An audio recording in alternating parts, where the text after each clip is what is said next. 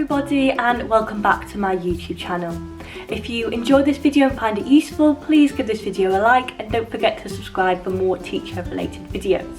In this video we're going to be discussing some virtual interview tips, so if you managed to get this far in the application process, well done, and I'm going to be sharing my experiences from when I was applying for my NQT job last year. Don't forget to watch my previous video where I explained the teaching application process. If you've never gone through it before, I found it a bit overwhelming, so make sure you watch that video to find out what to expect when you are applying for teaching jobs. The first thing you want to do is to find out what software the interview will be on. Now it could be on Microsoft Teams, it could be on Zoom, it could be on Google Meet, any of these softwares, so make sure you are familiar with the software and you make sure you have that software downloaded onto your laptop ready for interview day, and also make sure if you've used the software previously, your name is then changed to your actual name as opposed to having something silly if you had a Zoom previously. Once you've got the software downloaded, have a mock interview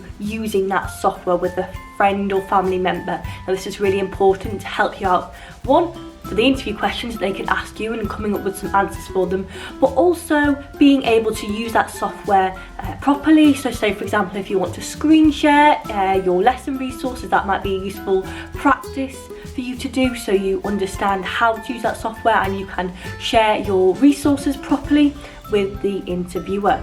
Now you also want to be dressing up for the occasion. Just make sure your top half looks presentable, so a shirt or a cardigan, something that's going to make you look professional, and if you want to you can also dress up in some smart trousers as well, but remember they can't see that, but it might make you feel more like you are actually going for the interview and make you feel, get in that headspace of I'm going for an interview, therefore I need to act in a certain way. Now the next thing to do is to check your background. This is the background that I use for my interviews and where I've been doing all my recorded lessons from, but this is just because this is where my desk is. And also think about the light. Where is the light coming from? Is your room in a space where there's good natural light, or are you going to need to use artificial lighting, and how's that going to look, especially if your interview is in the evening? So that's some things to consider about your background, and just make sure, for example, that you make the sofas or tidy up behind you and make sure it's tidy for your interviewer.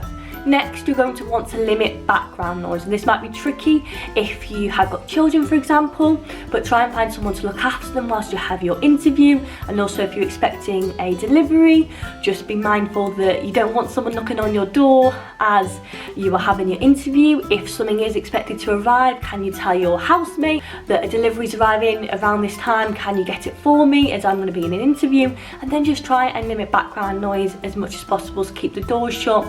Once you've done that, you're going to prepare for the interview like you normally would. Now I have written a blog post with a list of primary teacher interview questions. I will leave a link to that in the description box below. I would highly recommend going through that list of questions and making sure you've got a couple of answers for each big topic area. I talked about things like behaviour management and creating an inclusive classroom, and you just want to make sure you have some good examples that you can use in the interview to help you when you are doing your answers. The last thing you want to do is for them to ask you a question and to not have any idea what your answer is going to be. So make sure you've taken the time to read through some mock interview questions and pick out a good few examples of when you have done this in the past. Now this next one is a little bit tricky virtually, but you want to try and make eye contact as much as possible. Due to the fact that your interview is virtual, you are going to want to look in the webcam, which I know is a little bit tricky because you want to look at their face and like look into their eyes like you normally would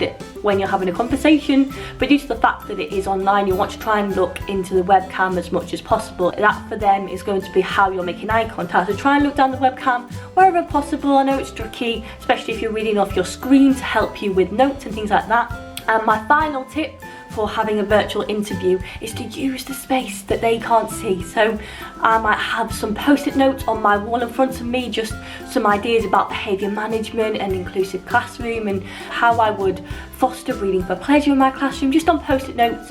in front of me where they can't see, and this is just going to prompt you straight away. So to ask you that question, you can look straight away, have some ideas, and then be able to explain your answer. I hope this video was useful. If it was, please give it a thumbs up and subscribe to my channel for more teacher related videos. Don't forget to watch the video that I made about the teaching application process, as it will give you a good heads up as to what to expect if you are applying for teaching jobs. Thank you so much, and I will see you next time. Bye bye.